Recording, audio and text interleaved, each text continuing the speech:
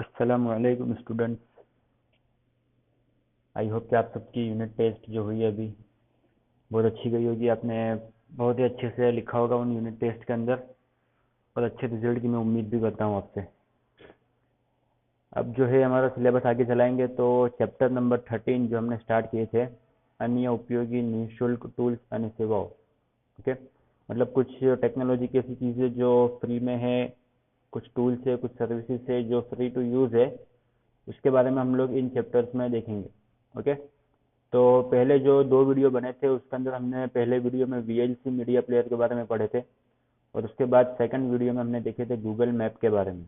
Okay, तो Google map क्या था? गूगल मैप मतलब गूगल ने सैटेलाइट के थ्रू या तो फिर किसी और कंपनी संस्था से इंफॉर्मेशन को परचेज करके दूसरे जो उसके यूजर्स है, मोबाइल यूजर्स हो या कंप्यूटर यूजर्स हो, उनसे इन्फॉर्मेशन कलेक्ट करके उसने पूरे वर्ल्ड का एक मैप रेडी किया है जिसका हम कहीं से भी यूज़ कर सकते हैं।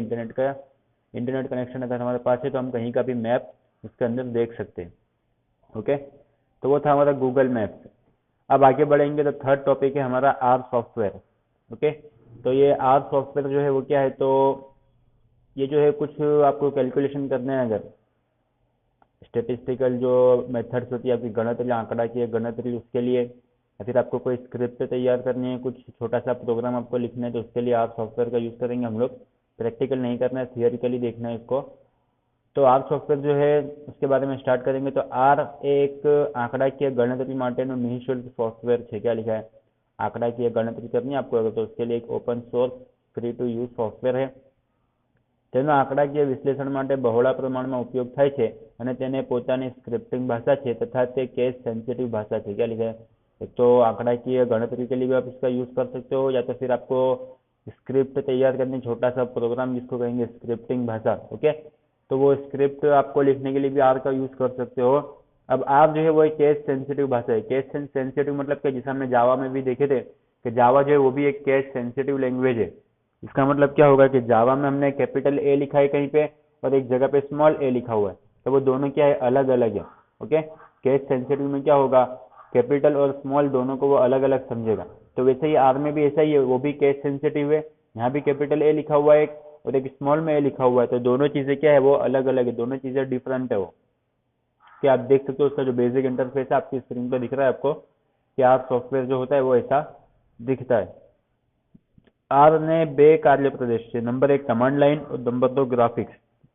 जैसे हमने आगे भी देखे थे कि कंप्यूटर के जो इंटरफेस होते हैं हमारे वो दो होते हैं, एक होता है सीएलआई, एक होता है जीयूआई। सीएलआई मतलब कमांड लाइन इंटरफेस और जीयूआई मतलब graphical user interface. Command line में क्या होता है? जितना भी हमको कंप्यूटर पे काम करना है वो हम सीधा कीबोर्ड से टाइप करके कमांड देकर हम वो काम करेंगे कमांड लाइन में, सीएलआई में।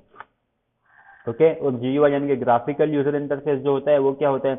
उसमें हम कीबोर्ड का भी यूज कर सकते हैं, साथ में माउस की क्लिक के थ्रू भी हम कंप्यूटर पे अपना काम कर सकते हैं। ओके, तो जो हम लोग कंप्यूटर जो सिस्टम यूज करते हैं, विंडोज हो चाहे मैक हो, तो वो क्या है? सब वो जीयूआई के ऊपर बेस है, ग्राफिकल यूजर इंटरफेस। ओके, अब आर के अंदर जो है वो दोनों तरह से आप काम कर सकते हो। एक तो आपको कमांड लाइन से कमांड देकर कीबोर्ड से कमांड टाइप करके आपको काम करना है तो वैसे भी कर सकते हो, और दूसरा जीयूआई यानी कि आपको कीबोर्ड के साथ साथ माउस के क्लिक से भी काम करना है तो वैसे भी आप काम इसके अंदर कर सकते हो। जो આપણે जीयूआई પ્રદેશનો ઉપયોગ કરવો હોય, અગર आपको जीयूआई का यूज करना है तो क्या करना है आपको? तो આપણે ઉબુન્ટુ સોફ્ટવેર કેન્દ્રમાંથી આર કમાન્ડર અથવા તો આર સ્ટુડિયો નામનું ગ્રાફિકલ એડિટર प्रस्थापित એટલે કે इंस्टॉल करવું પડે। क्या लिखा है? आपको अगर जीयूआई का यूज करना है, आर सॉफ्टवेयर का जीयूआई वर्जन, तो उसके लिए आपको आर स्टूडियो नाम का एक सॉफ्टवेयर क्या करना पड़ेगा? प्रस्थापित यानी कि इंस्टॉल करना पड़ेगा। टर्मिनल विंडोમાંથી આર લિપિને બોલાવવા માટે टर्मिनल खोलीને कमांड प्रॉम्प्ट ऊपर आर लखो। अब ये टर्मिनल क्या होता है? टर्मिनल हमने स्टैंडर्ड 11 में पढ़े थे कि जो उबुंटू के जो कमांड्स पढ़े थे हमने, तो उसके अंदर हम जो भी कमांड लिखते थे, कमांड टाइप करते थे, वो सब किस पे लिखते थे? टर्मिनल के ऊपर, आपको याद होगा। तो टर्मिनल जैसे हम लोग स्टार्ट करेंगे तो वहाँ पे एक कमांड प्रॉम्प्ट स्टार्ट होता है। कमांड प्रॉम्प्ट क्या होता है? जहाँ पे हम लोग कमांड एक्चुअल में लिखेंगे।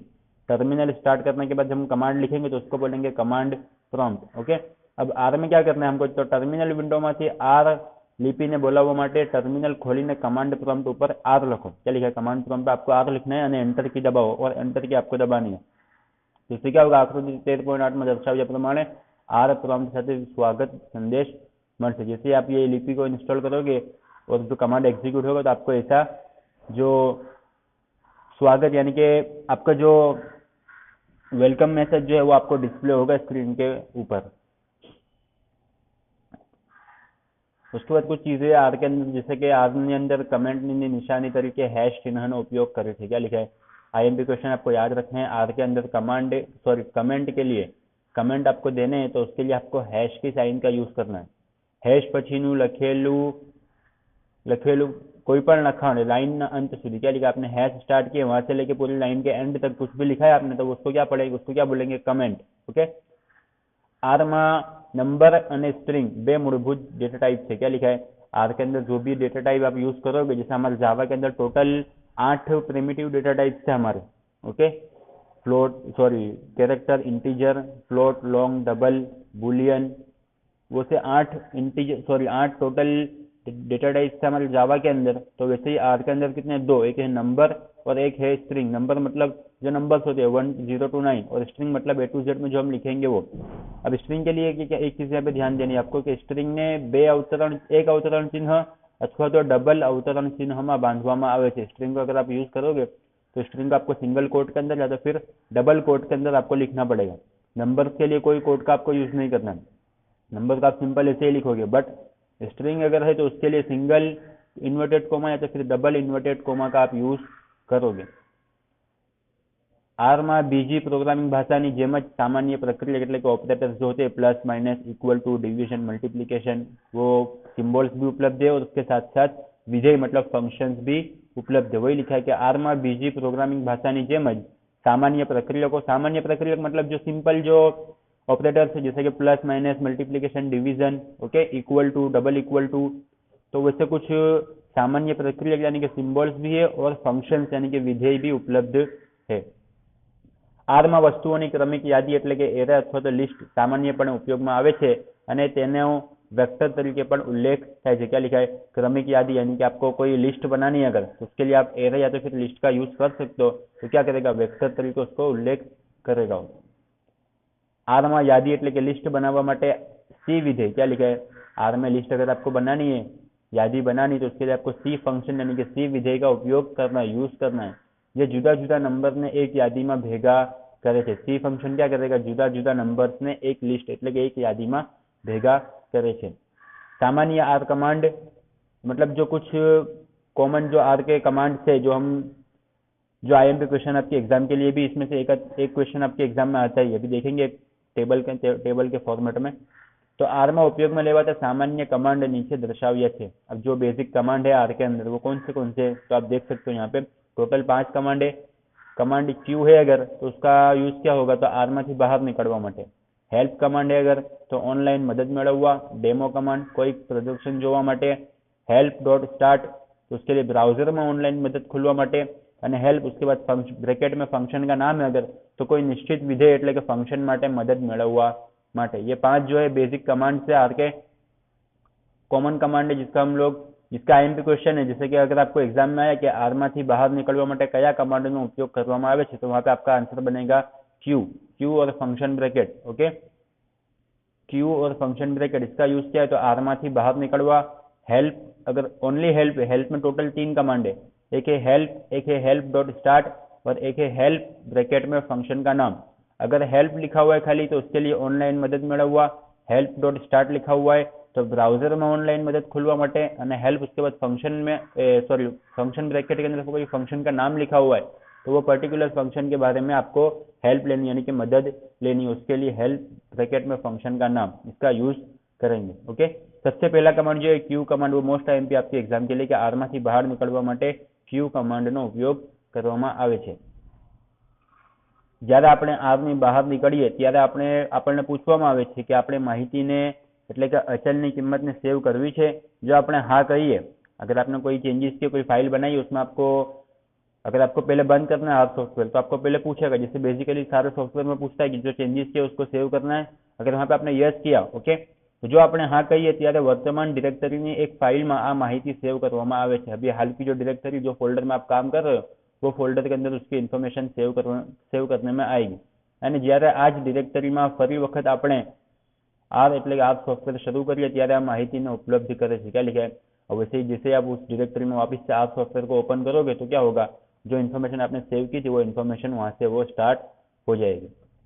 उसके बाद विधेय એટલે કે ls कमांड जो ls फंक्शन जो है उसके द्वारा क्या होगा, अचलनी यादी दर्शावे છે। अचल की यादी जो आपने बनाई है अगर कोई लिस्ट, उसके लिए ls कमांड का आपको यूज करना है। ls कमांड जैसा हमारा उबुंटू लिनक्स में स्टैंडर्ड 11 में भी था, ls करके आप कमांड दोगे और एंटर मारोगे तो अभी जिस डायरेक्टरी में जिस फोल्डर में आप काम कर रहे हो उस फोल्डर में जितनी दूसरी फाइल्स है वो सब वहाँ पे लिस्ट में आ जाएगी। तो वैसे ही आप सॉफ्टवेयर के अंदर भी ls कमांड का आपको यूज करना है। उससे क्या होगा, अचल नहीं यादी यानी कि आपने कोई वेरिएबल क्रिएट किया उसमें कोई लिस्ट बनाई है अगर, तो वो लिस्ट में जितने मेंबर्स है वो सबकी वहाँ पे वैल्यू वो शो करेगा। ओके, तो ये था हमारा ls कमांड। टोटल हमारा आप सॉफ्टवेयर में क्या देखा हमने अभी तक, तो जो बेसिक उसका यूज है किस लिए यूज करेंगे हम लोग, आंकड़ा ये गणतरी के लिए या तो फिर स्क्रिप्टिंग, छोटी मोटी स्क्रिप्टिंग आपको बनानी उसके लिए। केस सेंसिटिव लैंग्वेज है, कैपिटल ए स्मॉल है, दोनों को अलग अलग समझेगा। उसके दो वर्जन है, एक है कमांड लाइन, एक है ग्राफिकल। उसके बाद कुछ बेसिक्स उसके कमांड थे जो, जैसे कि क्यू कमांड तो आर्मी से बाहर निकलने के लिए, हेल्प कमांड मदद लेने के लिए। उसके बाद हैश की साइन है उसके अंदर, तो उसके लिए हम लोग कमेंट के लिए हैश की साइन का यूज होता है। दो उसमें डेटा टाइप से, एक है नंबर एक है स्ट्रिंग। नंबर को आप सिंगल कोट या तो डबल कोट में लिखोगे। ओके, जैसे दूसरे प्रोग्रामिंग लैंग्वेज में ऑपरेटर से फंक्शन से, वैसे इसके अंदर भी ऑपरेटर फंक्शन आपको मिल जाएंगे। ओके, तो जैसे आप सेव करोगे आपको पूछेगा कि चेंजेस जो किए वो सेव करने हैं, अगर आप हाँ करोगे तो वो एक डायरेक्टरी के अंदर उसको सेव करेगा, और जब वापस से वो डायरेक्टरी को ओपन करोगे तो वहीं से वो फाइल कंटिन्यू होगी। और ls कमांड से क्या होगा, अचल की यादी दर्शाएगा वो, यानी कि अचल में आपने कोई वेरिएबल बनाया उसके जितने मेंबर्स है वो सबकी वो लिस्ट वहाँ पे शो करेगा। ओके, तो आज के वीडियो में इतना ही। अब एक टॉपिक हमारा बाकी है, उसके बाद ये चैप्टर पूरा होगा। इसके बाद वाले वीडियो में वो टॉपिक भी हम लोग देख लेंगे। वो जो टॉपिक है आपका वो है रेशनल प्लान। क्या लिखा है, रेशनल प्लान। उसके बाद ये चैप्टर हमारा यहाँ पे कंप्लीट हो जाएगा। ओके, ये वीडियो देखने के बाद आपको ऑनलाइन टेस्ट देनी है जिसकी लिंक आपके व्हाट्सएप ग्रुप में आपको मिल जाएगी। मिलते हैं अगले वीडियो में।